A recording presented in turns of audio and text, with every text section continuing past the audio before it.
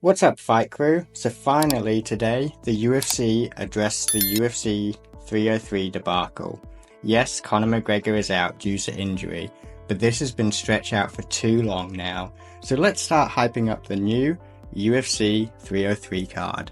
Replacing the main event is the rematch between Alex Pereira and Yuri Prochazka.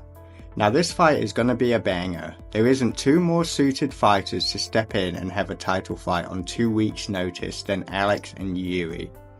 As we know, last time Alex got the victory by TKO over Yuri. Even though in many people's eyes it was an early stoppage, but the fact we get to see Alex and Yuri's unique styles clash in the octagon again so soon gets me excited.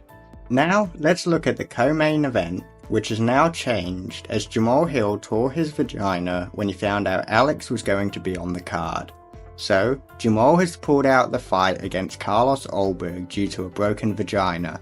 So now we have the up-and-coming number 14th ranked featherweight Diego Lopez versus number 3 ranked Brian Ortega, filling in as the co-main event. Now this fight is a big risk for Brian, so all credit and respect to him for accepting this fight on 2 weeks notice.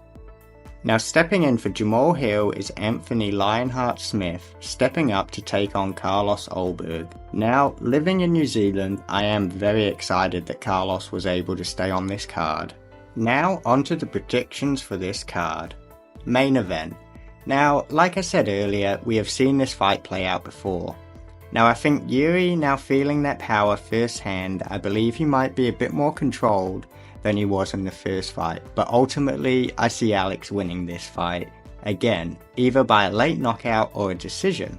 For the co-main event, I'm going to have to go with Diego Lopez. The guy looks massive for the weight class and just entering his prime, whereas Brian is on the back end of his career at 33, so I really think this fight being on 2 weeks notice is going to be his downfall. And finally, we have the fight between Carlos and Anthony.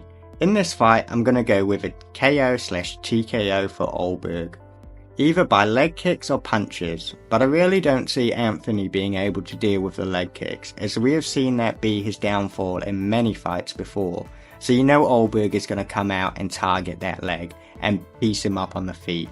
The only way I see Anthony winning would be if he gets a takedown and pulls off a submission, or if Ulberg knocks him down and gets caught in a triangle trying to finish.